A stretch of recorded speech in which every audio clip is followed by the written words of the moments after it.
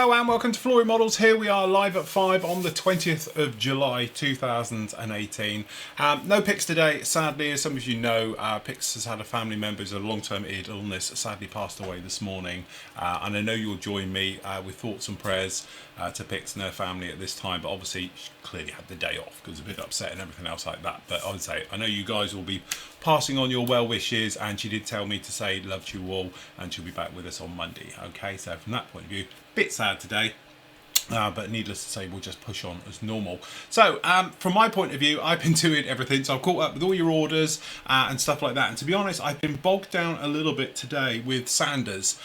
Been talking to let me just change that over to make sure we're all there. Been talking over to our manufacturer who makes our sanders for us, and looking at our sander range and stuff like that. Now I know a lot of you know about obviously the new ones we do, which are somewhere here. You think I'd have them already, really, wouldn't you? Here we go. Which is this one, which is the new one, which is the two-tone one with the soft sponge on one side, and it's a hard sander. So basically what I did was I just took the best of our hard sander, which is the fine one, the green core one, and mixed it up with the blue sponge, and that's why we ended up with this one, which tends to be my go-to tool, and I probably don't use much of any others anymore anyway. Okay, but from that note, I needed something with a little bit more finer, so we have been playing with this one. Now this one we spoke about is actually it's just the same as one of these, just hasn't been printed yet.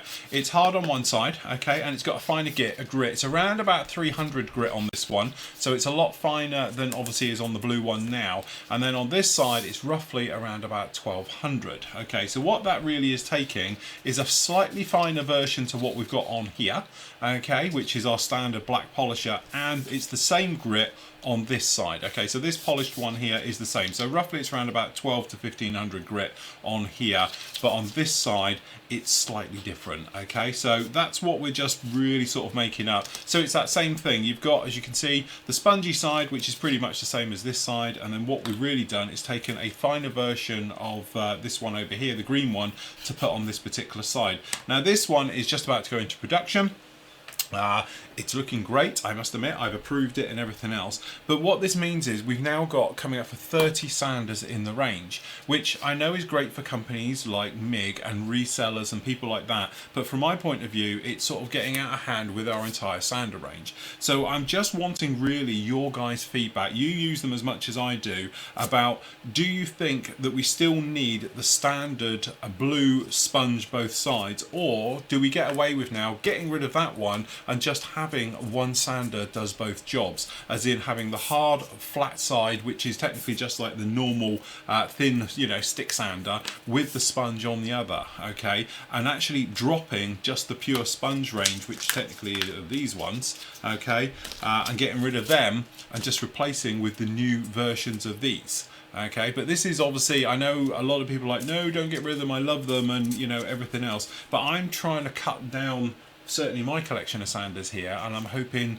you know, you guys can give me feedback on, do you think we need to have them? Because clearly if you all do, and like you start saying no, keep them, love them, and all the rest of it, don't really need the hard side, then obviously I'll keep them going. But I'm just thinking, you know, I don't want the sander range to be, in a couple of years time, we've got 50 sanders in the range that are slowly doing the same thing. I don't want to be like other manufacturers out there who've basically got a range of 50 products that just go from, you know, blunt to sharp and everything in between, when really you just need perhaps 8 and things like that. Because obviously from my point of view of like purchasing and dealing with and your ordering and stuff like that, it's easier for me to have less than it is a huge range, which I know makes no financial sense whatsoever.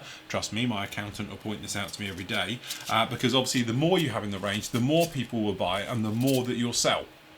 But this is where I'm crap as a businessman, quite frankly, because at the end of the day, I'm a modeler first, businessman second, and I don't want to have a range of potentially, which could be within a couple of years, of 50 sanders that are roughly all doing the same thing. You know, I'm just trying to keep this down to a smaller, confined area. So that bit where you've got your tool caddy or something here, you've just got a couple of sanders in there, which are your go-to sanders, you grab and go. And that's what I was really trying to do with the dual range now, is because technically you've got the hard side and the soft side in one hand. This one was purely born out of me being lazy easy. So when I'm sanding stuff, so if I've got, you know, something here and I just want to take a little bit off, I've got the hard side and I can just go in and then I flip it over and we polish it up with the softer side and smooth out any imperfections, get rid of scratches and stuff, instead of having to go hard side like this and then obviously looking for a different sponge and going like that. And from my point of view, it's great because I can sell you 2 items. But I don't want to do that. I want to sell you 1 item that does both. But again, it's one of those things. It's just, you know, what works best for me might not necessarily work best for you. You guys are my sort of, you know, my go-to people for certainly market research and stuff like that, and going through them. But as I said, this one will be out hopefully in the next, I'm hoping by the end of next month, we're going to have them all here packaged and ready to go. You guys will get them well before they go out to sell to the general public anyway, probably a month before anybody else will get them. So it's just that thing about, we've got them coming. Now, do we just drop those and not do? Because to be honest with you, I'm going to have to put in an order for them in the next sort of 6 months. And it's one of those things like, do I order them and we potentially don't sell them, or do we just expand the range and take everybody's money? I don't know. Anyway, it's over to you guys, so let me know how you feel about it, what you would use, any advice and stuff like that. You know me, I'm always open to suggestions and stuff like that. Anyway, over to live chat. Are we all okay and down in there? Looking good. So yeah, obviously passing on your condolences obviously to Pix. I am sure she'll be reading this after the show. Obviously, I don't think she is on live with us today for obvious reasons, but definitely I'm sure she will go through with this one anyway. Right, okay, so sad, yeah, that's it. Family member, not using the jewels yet. You should. But trust me, I'm one of this thing. The dual one, it's purely because I'm lazy and I just couldn't be bothered to keep looking for sanders. And the blue one is what I probably use 90% of the time now. And people often say to me about how crap I am as a businessman because I should be using them all and showing you all what they do, when all I do is use the blue dual one because I think it's great. Again, it's a bit like the white and green one, although not too green on that one these days, clearly. It's gone a bit mank, can we find a better version? And stuff like that. Again, between using the blue and this one, and this is where the new one's going to come in, this guy here, because it's in between those two. So what you're going to have now is technically blue core, green core, you know, which is this one, and then the polishing one for finishing off. They're going to be your go-to ones. And then of course later on in the year, probably nearer Christmas, we are coming out with the next one, which will be a really coarse one. So it's going to be a coarse sponge and certainly a very coarse finish. Probably not so much for plastic, but certainly if you're using resin, cutting down resin, sanding down resin, stuff like that, it's going to be an absolute godsend for you because it's got a lot more bite, so it'll clean it faster. Dual, like the dual plus the polishers. I've got quite a stock of Flory Sandies. I have most exclusively used the blue and black, and the green white ones exclusively. I'm interested in the new ones. Yeah, again, I think that's what it is, Jerome. I'm just trying to fill that gap between them because sometimes some plastics are softer. That's what I'm trying to target with this next sander, because Airfix is plastic. Classic example, it's quite soft. And if you use like a hard sander, even like the blue and white tends to eat through it quite quickly. But then if you're using things like a harder plastic, like Hasegawa's, things like that, you know, it's about spot on par with it. I actually really do like it. I think I'll use the new ones because I'm lazy. That's definitely it. That's why I do it. Yeah, problems also caused by the old ones. I need to use the ones up first. That's it. Most people got loads of them. That's the point. Again, that's the trouble. They last forever. Everyone says that the sanders are too good because they purely just go on forever. But anyway, if you do want to leave me after the show some comments in the show notes on the Today page on the forum, that would be absolutely great. If you've got any suggestions, before everyone says, can you do a round one? No.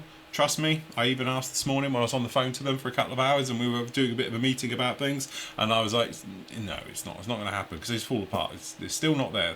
For some reason, industry cannot give me a reliable one. Be nice if you had have a skinny blue and white polisher. Don't forget, we do all of those. Look, skinny white polisher, and obviously we do the skinny normal one, and so yeah, we do all of those, David. We've got everything comes in a skinny anyway, because obviously that's our one of doing it. I'll get the new one as soon as it comes on sale. Okay, so the caddy as well. Again, we're just talking over the price with it. It's not cheap. You know, honestly, It sounds bad, and I hate to say it, but I think it's going to be around about £30, purely because, you know, that's what it needs to be by the time, obviously, Mark buys the plastic and it's shipped around. You've got PayPal fees to come out of this and all the various things that do come out of these things. It's going to have to be around about 30 quid, which I know sounds a lot of money for what it is, because trust me, I think it's a lot of money for what it is. But really, I think that's the best we can sort of do on that one. We might be able to squeeze it down a little bit more, but we're still playing with the idea. I'm still talking over it with Matt with it, and then hopefully we'll come up with something on Monday, and we can sort of move forward with it. But the trouble is, the acrylic just isn't cheap. It's really not cheap. If we were doing it in wood, probably wouldn't be a problem. But say we could already get them in wood, so yes. But as soon as we do, we'll be absolutely fantastic. Well, there you go. Archie says 30 quid is not too bad. To be honest, that's where we're looking. I think it's going to be around about 29, 30 quid, doing the best thing. Right, all good there. Right, okay, so next up, Steve, because he's a gem, has been really, really busy, and he's been working on his Cromwell.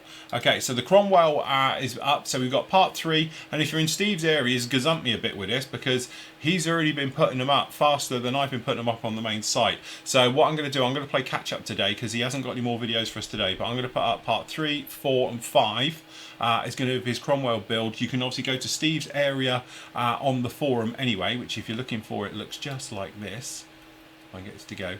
So if you go to Steve's videos, hold on, let me go back. So if you go in here, Steve's videos, click Steve's videos, and then go Cromwell. This is Steve's area where he's got them all in. Okay, so that's all down in there like that. They're already there, but I will obviously link them up. I'll put them up onto the actual main site and in the today program on the forum, etc, etc. He hasn't done any more today to it because he's got guests around, which is actually our very own Keith and Rob. Have been with him today, so he's going to carry on with that one next week. Don't want to rush it, wants to do a nice job on it, so he's going to be finishing off on that one. The other thing as well I've been up to, clearly, is again, you can do, don't forget you can watch this live in the forum and on the main site as well, is that we've got part 2. Hold on, I need to refresh that because it's still showing part 1. Should be part 2 in here. Part 1, there we go, part 2. Just thinking it wasn't come in. And our little hack for getting rid of this has stopped. Go. There we go. Bring that into size. There we go. So basically, we got part 2 where we're talking about doing the after help drab. Bloody never do things on your iPhone. I'll edit that afterwards. But doing the black work, we spoke about it. We got it down here as well. Doing the work on the cockpit. Talked really all through the painting stage, and then obviously we talk about how to get this metal-y effect. And this is that thing we were talking about.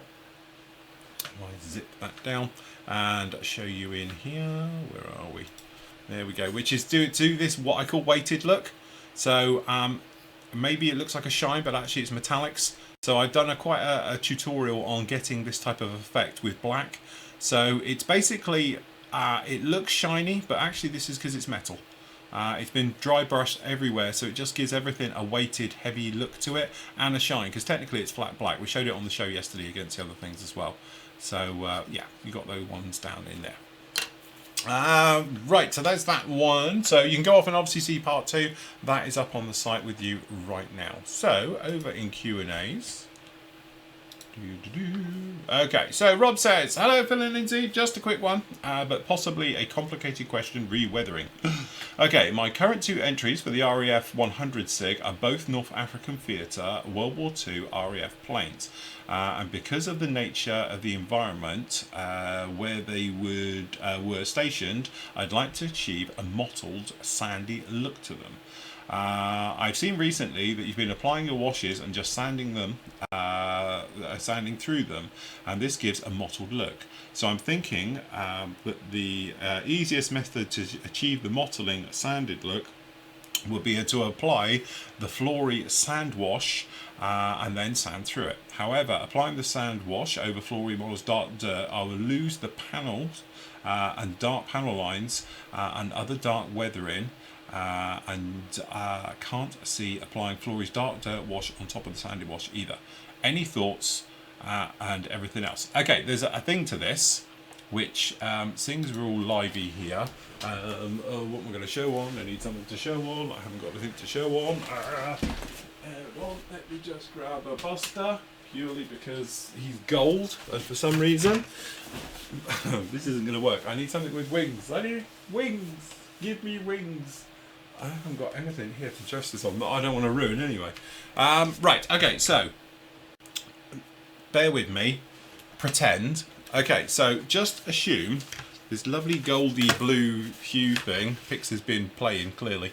Okay, what you can do is if you take, for instance, your dark dirt wash and you want to have a go with sand. Tell me I've got some sand here. Okay, I haven't got any sand here, so I'm going to use some light as a better contrast show. This isn't going to work on this at all. It's absolutely hammered to death. Pix, let me grab some of yours. Hold on, let me just have a look, see what I can ruin for the sake of live TV. Right, okay, let's try it on a mozzie. Sorry, Buster, you're off the hook. Right, okay, so humour me, because this hasn't got panel lines on, but it'll be alright, it'll work-ish. Okay, so when you do your wash, okay, you get your two types of wash. So pretend the light is sand, okay, and I've got dark dirt here, alright? So your dark dirt, as you would do your normal wash, you're just going to come along, okay, grab your dark dirt wash like this, and you can just come along to your panel lines and all the rest of it, alright? So you're just going to come along as you would and put it round absolutely everywhere where you want this stuff to go, as you normally would over your entire model, yeah? Okay, so you just go through, okay, and with your power of imagination, you're pretending this is over a nice light colour or something else like that, okay, and we just pop that on and it goes down, alright.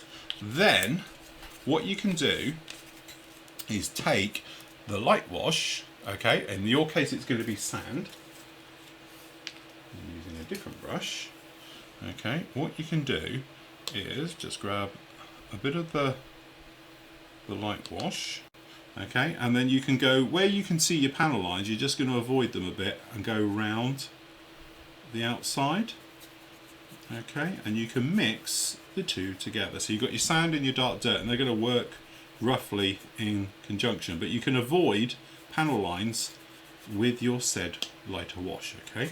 So you can just pop round like all of this, so I'll just avoid panel lines. Okay, so you do perhaps centres of panels if you wanted to, or other areas, okay. So you just go in, so you're just mixing the colours still together, and you're just sort of overcoating with a lighter mottly effect, and perhaps if you wanted to, you could do a bit down in there. Okay, and you go around all of your wing just like that, alright. Then, grab said hairdryer. Nothing queued up for this today at all, so apologies. Okay, now we're just going to dry this down.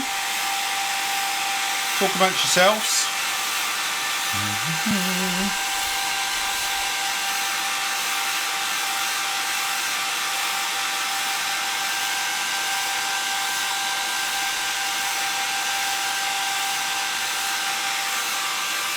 Okay, so you can see this is drying down.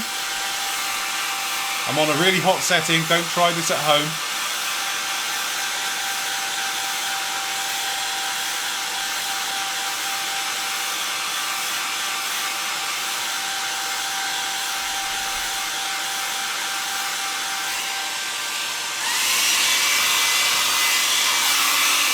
Okay. Grab it, Mr. Sulu. Right, okay.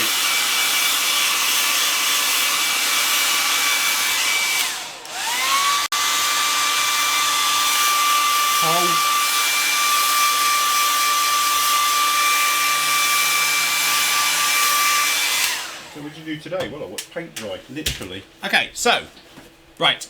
Now the theory to this is that because we've covered over it, you've got the double depth of it. So you've got the dark underneath in some areas and then the lighter on top. So on here, as you can see, it's quite mottily both ways. All right. So then you take your said sander. Okay, now bearing in mind this hasn't got panel lines all over it, so this is probably the worst demo job you're ever going to get. Okay, you can then just come along and then lightly come through, and then hopefully this is going to grab a little bit and it's going to hold. this is really hot. I shouldn't have done it on such a hot setting. Okay, actually, let's come in with the green and white. Let's do it properly. Okay. You can then start to sand into it, and as you can see, we're getting various shades. But you're still going to get, because the dust is going to go into various areas, so they're going into panel lines, and it's what's going to give you that mottled look to it all. Let me take this off. Get this off. Come on, get off. There we go. So, note to self: don't wear decent shorts whilst trying to demo. Okay.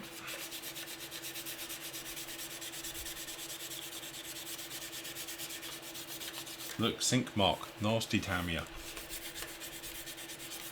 Okay, so you can just go over, and then that way we can start to come in and distress. You can see over the decal. And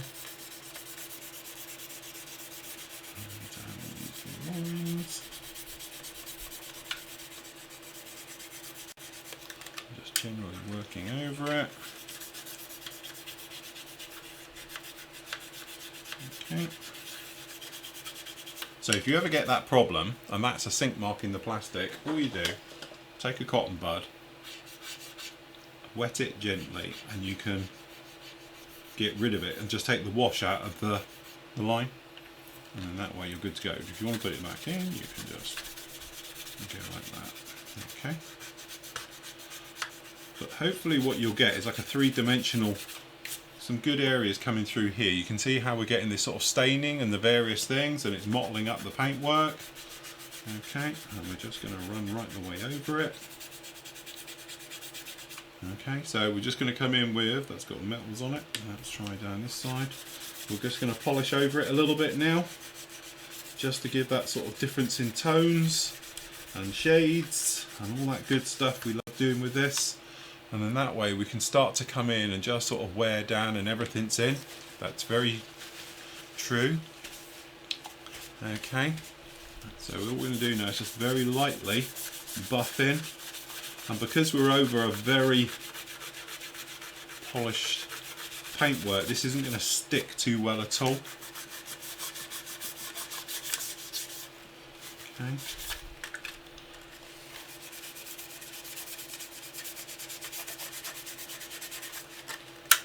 And then usual thing, if you've got some areas and you want to take them off because they're a bit grimy and the wash isn't coming off too well, just lightly sand right over it.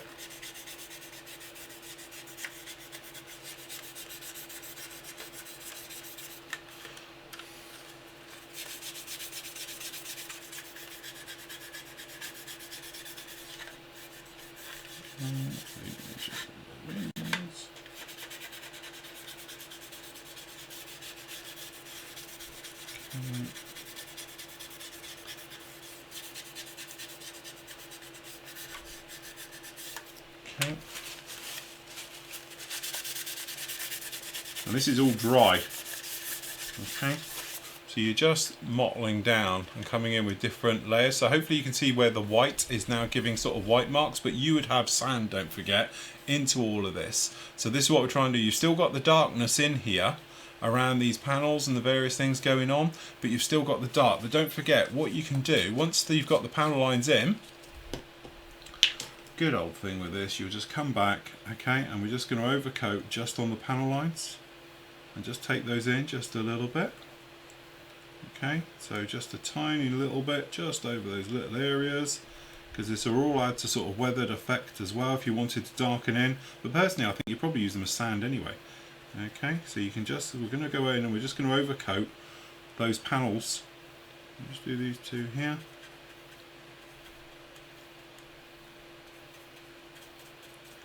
I wanted to. And you can see these are drying back really nicely. And then you can take a cotton bud or whichever you want to do. And these are now gone dark.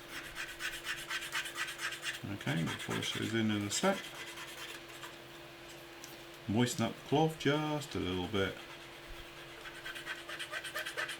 And because it's just a very light, you're just sort of blending. I suppose that's the easiest way to describe it rather than sanding.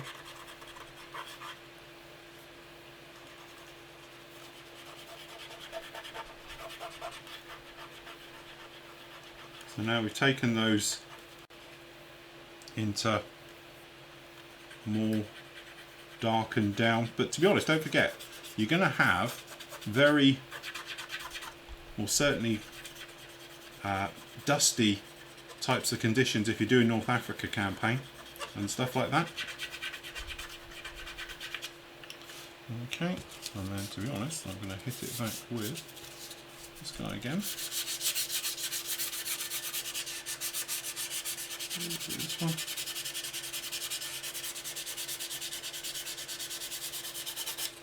Green and white one's actually really nice for this.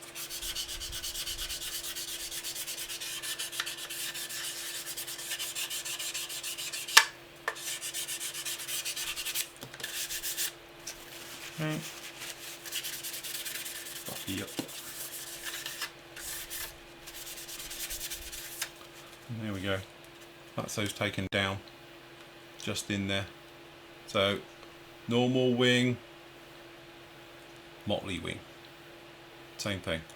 And again, the trouble is this thing, it wasn't over a flat coat. Normally for best effect, obviously having a look back at the other one, because it's over a flat coat, it's got more texture, it's got more bite, it doesn't come off as easy.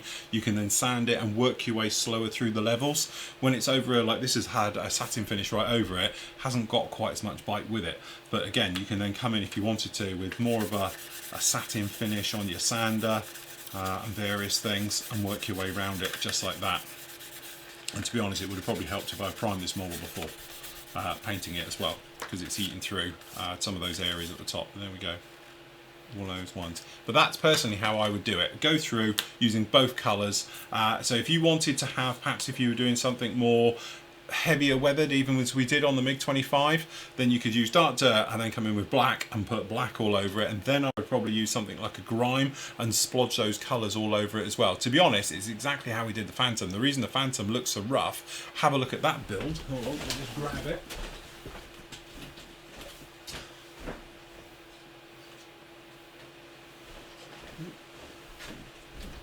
So this one, the reason it looks just like this and mottly and all those types of good stuff on this, if you remember, if you go back to this build, we put dark dirt everywhere and then we put patches of light into it all over it, and that's what this is all on here as well. It had post shading admittedly, but most of this is actually done through the power of the wash right the way over it. But it's a very similar technique. But the thing is, when we did that one, for instance, we didn't sand it, we just wiped that off and it was coming through and showed the colours just like that. So there we go, long-winded way, sorry, got caught up. Any thoughts on how to not to obliterate that? That's it, do it that way. You'd be absolutely fine with it as well. Right, and hold on, back to where we want. Scott says, hi Phil and Pix, I have a question about rubber wheels on armoured kits. I have a few Tacom armoured cars and they have rubber wheels. I've seen builds that you can actually paint them. Also, what paint would you recommend? Or would it be easier just to wash them and we're doing with a pigment mix? Yeah, to be honest with you, I would do that. I'm not a fan of painting rubber tyres. I've seen them over time as well. They go a bit crispy and a bit horrible. My personal way, sand the hell out of them, take them back, get them quite rough, and then literally pigments. So you can put like a coat of enamel thinners over them, and then you're just going to put brush pigments onto it. The pigments will stick to the enamel thinners and you'll be good to go. And I think you'll get a far more natural look playing with pigments than you would be of actually trying to paint it. Because if you're going to paint it, if you're going to put mud effects in and dust, obviously it's not going to look realistic. Easiest way, to be honest, sanding stick, quite a coarse one really to start with, just to get rid of that sort of, you know, shiny plastic look, to give it the more heavy old worn look, and then perhaps just working through with some sand, or definitely sort of, you know, some very light mud type pigments right the way around, building up areas on tyres as they do in real life, and it will naturally go flat. And just give you that flat look, not a flat tyre, the actual flat look to the paintwork effect of it. But to be honest, I'm not a fan of painting them because, I don't know, I just, yeah, it doesn't sit right with me. It's easier to sand them, pigments, but usually just brush them right the way over with an enamel thinners, and it doesn't have to be too wet either. It makes them a little bit sticky. The pigments will stick to that. If you wanted to, you could flat coat it afterwards once it's in situ and you won't have too much of a problems, but physically painting a tyre, I would avoid it. That would be my one. And Grant says, He says, hi Phil and Pix. Yesterday you mentioned about Airfix and their problems with the Sea Fury. I've had an issue with 5 of their kits now, all different aircraft. Even the new Meteor, which you built, had a short shot on mine. Problems I have on others, short shots, missing parts. A lot of people say that their service is good. Well, maybe that's because they get so much use. Very good. I don't know about England, but in Australia, Airfix kit prices are getting there up around the tier manufacturers like Tamiya, etc. They would, if they want to charge the big bucks, how about better quality control? I'm not a hater, I still build their kits, but surely they're doing a better job by releasing the Sea Fury with a whole batch has moulding issues, or someone isn't doing their job. At the end of the day, they're only hurting themselves. Totally agree. My big problem with Airfix at the moment is literally just quality control. I don't understand why this stuff keeps slipping through the net. Somebody somewhere is dropping the ball. We know they were outsourcing, that we know they were doing it in India. There was big talk about them coming back and it all being done in the UK. As far as I know, that hasn't happened. It has on the 72nd scale small kits, but not the big stuff. It's all being still done in India, I do believe. And it just got problems. Really are problems. But again, it's nice that they're fixing the problem, but theoretically it shouldn't be a problem in the first place. So you think if they got their asses in gear and got sorted these problems out, you wouldn't have it. But Airfix are notorious back in the day. I remember famously the Buccaneer kit. I don't think you can't get it anymore, it's discontinued, but there was 2 Buccaneers in every kit because somebody got it wrong and they were putting 2 Buccaneers in each kit. So you got a kit free, but no one knew until they were out in the shop. So everybody panic bought them all, and I was lucky enough to pick one up at my local hobby store when it was available, when there was one, and I got one like that. And it's amazing that they're giving away kits. And then I remember it was the what was it? Red Arrows. It was the 48 scale Red Arrow, I think it was, that they did, and it didn't have the white sections printed on the decals. So then they put in a second sheet into them. It just got horrendous. So yeah, they've got it pretty, yeah, not brilliant. Okay, Craig says, hi Phil, sorry, how's the gaming room coming on? I was hoping there'd be a video coming soon. Plus I see Pix is wearing a Flory apron. Are they available now? I hope the new stand is under £20. It's not going to be under £20, I'll tell you that now. It cost us more than that to make it. So yes, the aprons will be available next month. Again, we've got a small order going in for those. It's going to be a small order just to start with, see how they go, and if it works well, obviously we'll put in a larger order after that one. But the order's going to go in at the end of this month. So that's going to be sorted, and they will only be a week because they are done locally for us. Okay, so they won't be long at all. As for the gaming room, to be honest, I did say to Pix that what we'll do, the Wednesday show, we'll either do it from in there or we'll record a lot of it in there so you can have a look round it and see what it's like up in the gaming room. But that's something for Wednesday for the sci-fi show. I think we're probably going to do it from up there so we can do the actual show and show you around it all and everything else like that. Gary says, hi Phil and Pix, I was just wondering what happened regarding the French fancy group build video and medals. I don't always get to watch the shows, so I thought I might have missed the latest news. Yeah, we mentioned it the other day. Medals are on order. They take normally around about 2 weeks. Again, it's only a small local company to me, and when we drop down and say we need whatever amount it was this time, I can't remember what it was, it does take a while because it's one bloke on a little engraver doing them all in amongst all his other work that he does down there as well. But I like to try and keep small businesses, local ones definitely going, so that's why it's down with my mate Ian, who has a heart attack when I email him and say, can you do? But I will pop down and I will pick them up as soon as they're done. I give him about 2 weeks. He's very good with it. And then I did say to Pix that probably next week we'll do the video for it and get that one sorted out. So that'll be with you as well very, very soon. Jason says, hi, Mini Boss and CAG. Hey, I'll be the CAG. Okay, after catching bits and pieces of the show this week, thanks Amazon Prime Day, is the new tool stand released yet? What, this one? It'll be out probably Monday, so we're just working out the pricing on that one. Also, we're making fog covers from medical examination gloves. We'll spraying them with the MRP, eat away the gloves. Last question for today is X29 Smoke the one you use for tinting canopies? Yes, If you're doing smoke canopy, I use that. X19, which is smoked Tamiya. As for the gloves, no, they won't. They'll be fine. Sometimes they go a little bit funny, and then as it dries, which is almost instantly, it pulls tight. So if you're doing it that way, then you'll have no problem at all. But as long as they're good quality ones, the ones I got are medical ones. I've never known them to melt or anything else like that. So you should be absolutely fine with that one. Right, HG says, hi Olympics, the sanders are superb and the polishing compound works so well, I was giddy. I have a photo, I have photos of the washes up on the forum soon. Sorry, he's going to have photos of the washes up on the forum soon. But I have to say, 50 years old and far too many miles under my belt, and it feels like I'm a kid again. They are that awesome. Blending and the light and dark was super easy and gave the effect I wanted. Fantastic.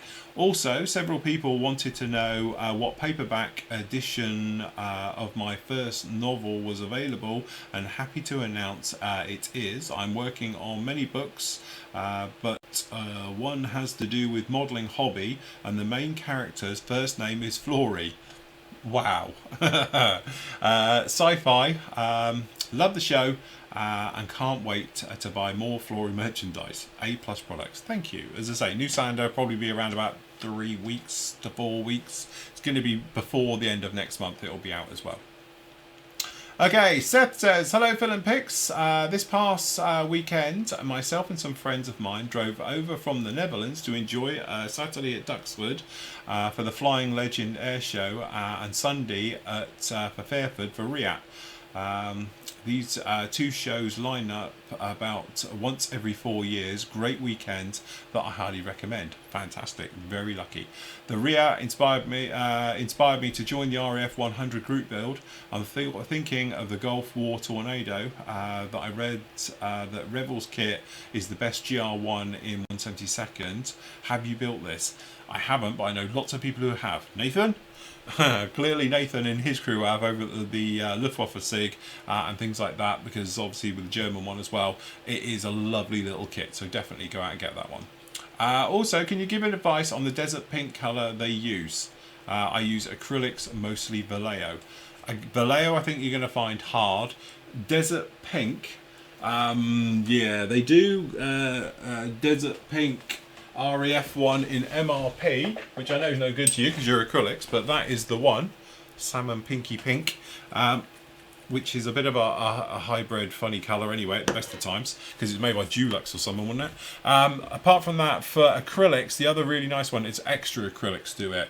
If you're going down the acrylic routes, which is Hannant's own brand stuff, so it's extra acrylics. I've used it on theirs as well. It's a really nice shade on that one. Vallejo, I'm not too sure. Anybody in live chat know about that one?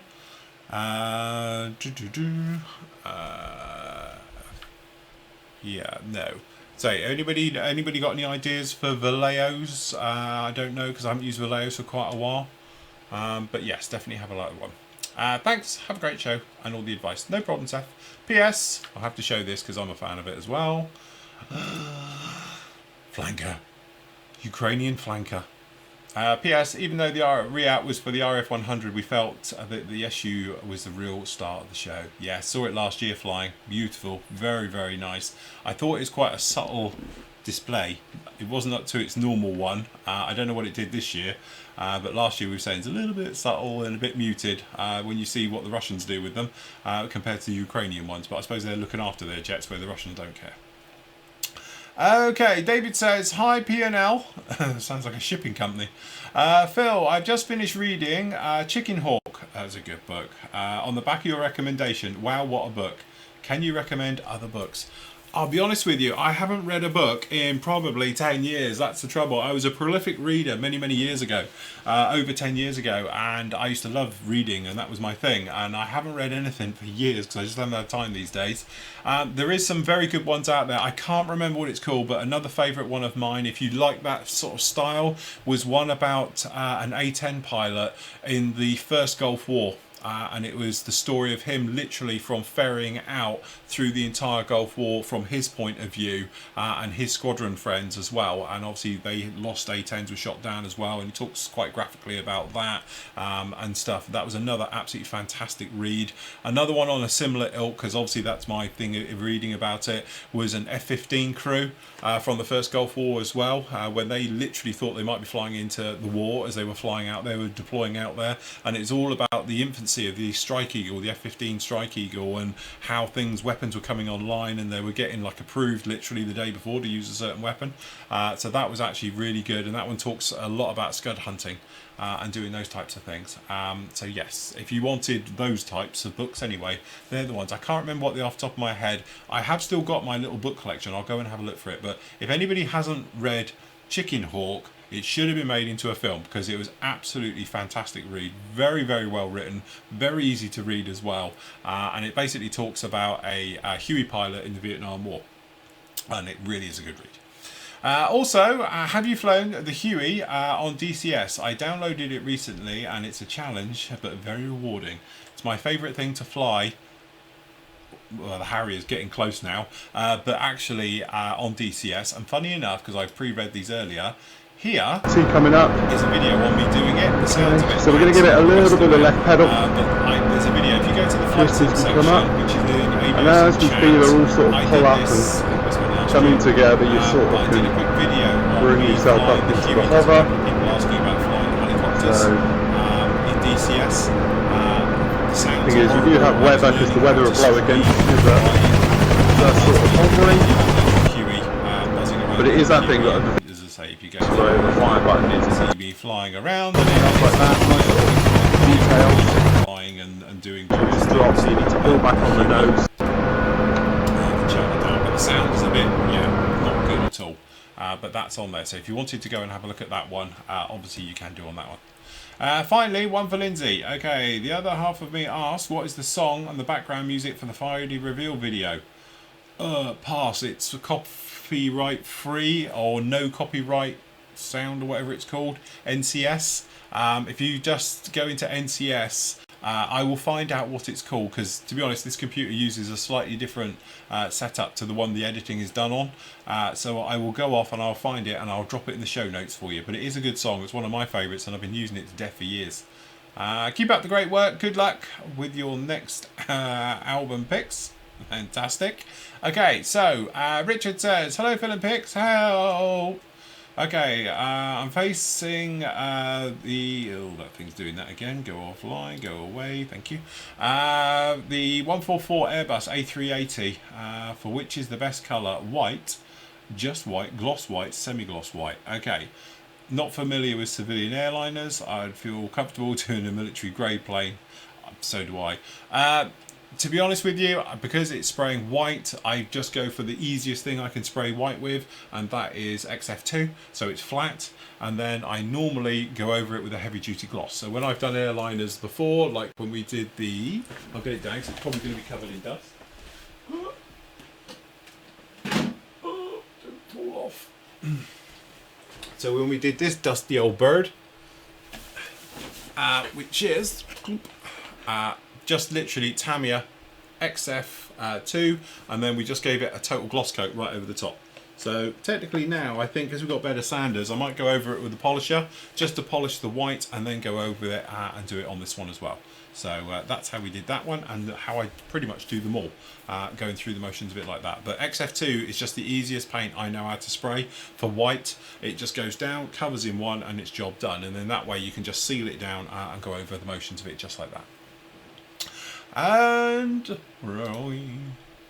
Okay, so John says, that frickin' hell's that? Okay, not so much of a question. I thought I would share an interest, a find. I'm pretty a big anime fan, and this kit caught my eye. I picked it up because the crew of the Piggies, oh yeah, I get it, reminded me of the lead character on the movie Proco Rosso. New one on me. Later learned that the kits were designed by oh god, not even going to try and pronounce it, and the gang at Studio who made whoever and Spirited Away. My neighbour God almighty, on the name today, Toro and Howe's Moving Castle. The movie takes place in World War II in Italy, and I want to paint it in the Italian tank. I'd like to do a build thread, but what category would I put it in? I'd just put it in armour. You'd be fine in there anywhere you like. That's a cool looking beast. It's very similar to the sort of French one we're having the thing, but the gun on the front's huge. Very interesting concept. Bazooka models. Never heard of them. Never seen anything like that before either, so that's a complete new one on me. Definitely. Okay, Rob says, hi Phil and the Pixter. I'm doing the...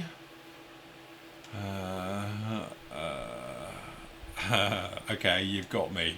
What is an STTMP? AMT Vulcan Shuttle. Vulcan. Okay, Star Trek. Star Trek. I don't know what a TMP. AMT, obviously the manufacturer. Vulcan Shuttle. I don't know. Anybody in live chat can tell me what a TMP is, because I'm out of that one. My question is the colour callouts for the purple top coat, which is gonna use a Tamiya X16 with a base coat of copper. Does that sound right? It would help if I knew what he's on about. Hold on, I'm gonna have to Google this. Okay. Oh, I see. Oh, yeah. So it is start. Oh, yeah. Okay. So we're on about this colour, are we? Oh, right. Okay. Yeah, that's an odd one, isn't it? Right, okay.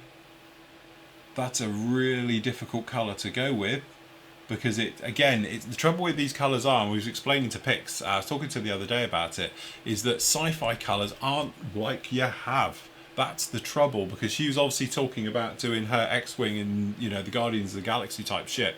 What colours? And it's like, we don't have anything like it, so it's all going to have to be custom made to do it. So from that point of view, that's another good one. I would say it's that sort of brassy copper look. I don't know if it is supposed to be metal. Don't know. Anybody in there? They're all still talking about Star Trek motion picture. Oh, is that what? Star Trek motion picture. All right, okay. Star Trek motion picture. Got ya. Right, okay. So looking at that one. So why is it STTMP? What's the TMP? Something motion picture. Star Trek. Yeah, okay. Anyway, so it's the Vulcan Shuttle. That's all the bit we care about. Not sure. Anybody in live chat got any ideas? Post them up.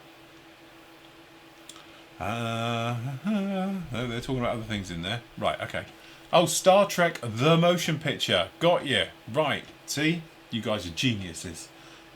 Clearly in the know. I'm not.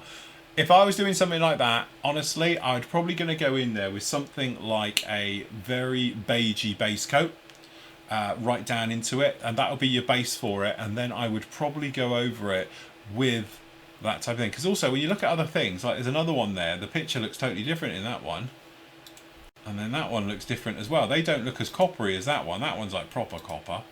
That one looks a different colour. So yeah, I don't know. See, that one doesn't look as bad there. That one you're more into your buffs and tans and stuff like that rather than the copper. I don't know why they're calling that purple for. So yes. Again, it might be worth having a look round. Oh, I've lost you all now. Having a look round to see if somebody else has done one and how they've painted theirs, because I am not up on that one at all. And again, when you're using metals, because they're quite soft paints to use and quite delicate paints, when you're trying to go around, you know, the motions of doing it all, it's going to be an absolute nightmare. So yes, apologies for that one. I'm not too up on that one. Okay, Jez says, hi Phil and Pix. I put a clear coat of Future on my Shackleton a month ago in prep for decaling. Haven't done much modelling in the last month, been busy elsewhere. Tuesday night at 10:30 I started the reckling. I think it means decaling. After holding the fuselage for about 5 minutes, placing the decals, the body felt sticky. When I looked, I noticed a light fingerprint mark had managed to come away. Anyone else suffering? Maybe. Okay, so what do you do it with? You painted it with what though? Clear coat. Is it a Future? again, we speak about this. It's one of those things where you have to be careful when you're laying down future. If it's a really thick coat, it can take a long time to go off. And this is what we spoke about the other day. We were talking about fingerprints and eggshell effect and cracking and all the rest of it. If you put down too thick a paint, it's not really doing what you want it to do, because all it's going to happen is you're going to get the eggshell effect, as we call it. And that's a classic example. So you come along and you hold it like this, and I know what you mean, you're decaling, you're doing all your bits and pieces, and you come away and you get that tacky, and you look down and there's a fingerprint in it. Pretty much all acrylic paints are going to do that from one sort of form or another, purely because they're just air drying, and because of the top is the part that's near the air fastest, it's going to go off. It's not like we did this. I could handle this 2 minutes after we sprayed it, literally. Bit dusty. Because it's a chemical reaction. This had 2-pack lacquer, and I know a lot of people are like, 2-pack lacquer, don't use 2-pack lacquer. But the thing is with 2-pack lacquer, because it's a chemical reaction, when you put that on, it's against the clock. So it doesn't matter what you're doing, what temperature it is, or anything else like that, it's going to dry in 20 minutes. So that's it. You're going to be stuck with it. So the point is, though, is that for doing something like this, it's great because within an hour, say, you can touch it and it's not going to go off anymore. The warmer it is, the quicker it goes off. That's even a bit more of a bonus. But with acrylics, the trouble you've got is you put down a nice thick coat, you think that's great, you come in with another coat perhaps, you're thinking one more for luck, you're actually locking in paint, or it's technically just clear paint that cannot dry because there's no chemical reaction going on, so then it's just sitting there. So it's quite warm at the moment. Perhaps you put it off to one side, perhaps it's in a shady dark area or something else like that, and that way it's just physically not drying. It's as simple as that. The paint hasn't cured yet, so it's just taking longer and longer to go off. So from that point of view, chemical reactions, I know they're not nice, we know they're not advice for the environment, you don't want to be breathing them in, all the good stuff, okay, but the thing is, it's going to go off because it's going to go off on the inside, the medium and the outside, okay? It doesn't matter because it's chemical. Air drying stuff though is always going to be that thing, is that it's just going to dry. It's not going to dry from the inside out, it's going to dry from the outside in, so that way if you're holding it and it's soft, it's like an eggshell effect, I call it, because you're pushing into it. And that is the trouble. And the other thing as well, with acrylics, when this has gone off, it's gone off. The chemical reaction's done, everything's rock hard. With acrylics as well, if you hold them, the heat from your hand slightly soften paint, and then away you go. So that is the other thing as well. So you have to be careful when you're handling them that you're not warming up the paint, re-softening it, and then pushing into it. And that's purely because it's thick.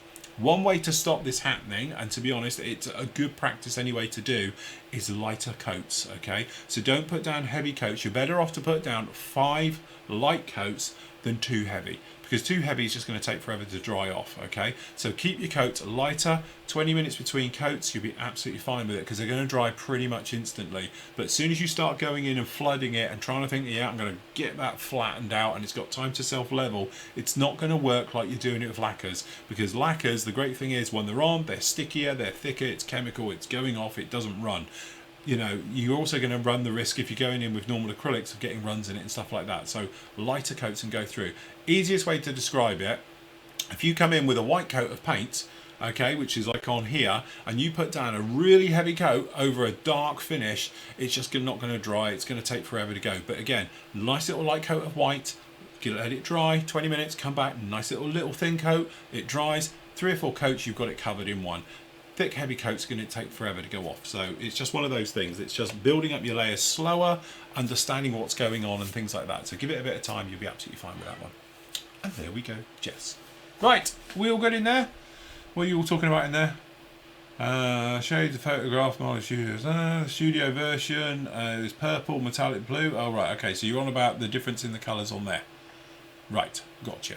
So there we go. Hopefully they can help you out in there with that particular one in the live chat, because we're all talking about it down in there as always. So anyway, that's about it from me. Again, Pix will hopefully be back with this on Monday and we can get things back on the show as always. I'm actually going to do a bit of work over the weekend, so I'm going to be working tomorrow, so I'm going to probably carry on with the actual little bird and things like that. Just to say though, for anybody who is potentially wanting, shall we say, a certain Tamiya F14D Tomcat, obviously the Super Tomcat, they'll be in stock with PM models next week. We've only got a carton and I'm having one, so there's 11 left. So if you want one, message Matt now, because we don't know when the second run is going to be. So we've got 12 coming in. I'm having one because I'm going to build one. So if you want to build along with me, because as soon as this one's done, I'm going to be on with that one. Okay, and we're going to work through it because I've been waiting for this particular kit to come out since I heard about Tamiya doing an F14, and I wanted to do the D instead of the A, and that's why it's come out. So but if you do want one, we're only going to have 11. I say 11 because I'm having one of them. All right, so if you want one, message Matt now and pre-order it. And to be honest, the price, which I have written down here somewhere, is going to be, bearing in mind the recommended retail price of this particular kit is 90 quid. PM models are going to have it for 75 plus 6 on the shipping because it's a massive box. Okay, so if you do want to get a bit of a bargain on that one, hit Matt up now. Again, get in there before the masses do, because we're only going to have probably, well, Andy might have one, so it'll probably be 10. Okay, so if you want to grab yourself one, message Matt over the weekend. We're expecting them to come in potentially Tuesday. All right, so but it will be by next week at the latest, but we just know we've been given our allocation and they're on the way. So from that point of view, grab them whilst you can, message Matt, and you're going to be no problems. But say we can't guarantee when the second lot will be in. Anyway, as always, I'm going to leave you with your great work, hopefully. I've done the little thing of it, so apologies, no names on it. I didn't have time to do it, but I will leave your great work as always. So until Monday, have a lovely weekend, everybody. Happy modelling. Take care. We'll see you very soon. I was not ready to falling like I'm wasted.